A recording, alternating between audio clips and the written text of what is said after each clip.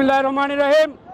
আজকে আমাদের প্রাণপ্রিয় নেত্রী, দেশনেত্রী, সাবেক প্রধানমন্ত্রী দীর্ঘ 4 মাস চিকিৎসা শেষে বাংলাদেশে আগমন উপলক্ষে আমাদের আজকের এই জনসমাগম।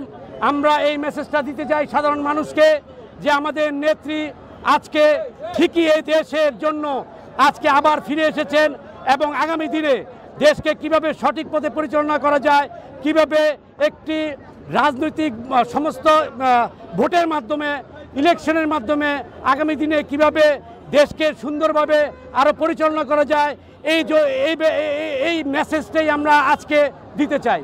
আমরা দেখেছি লক্ষ লক্ষ লোকের সমাবেশ, সারা বাংলাদেশে মানুষ আজকে এখানে এসেছে এই দেশনেত্রী বেগম খালেদা জিয়াকে স্বাগত জানানোর জন্য। আপনারা দেখবেন দলমত নির্বিশেষে এখানে সাধারণ মানুষ থেকে শুরু করে আপামর সমস্ত জনসাধারণ আজকে এখানে উপস্থিত হয়েছেন।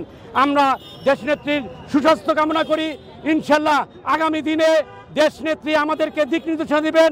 আমাদের ভারপ্রাপ্ত চেয়ারম্যান তারেক রহমানের নির্দেশে আগামী দিনে দেশকে কিভাবে ঐক্যবদ্ধ এবং আওয়ামী সন্ত্রাস মুক্ত করে দেশে একটি গণতন্ত্র প্রতিষ্ঠা করা যায়, সেই সংগ্রামের জন্য আমরা ইনশাল্লাহ আগামী দিনে এগিয়ে যাব। বাংলাদেশে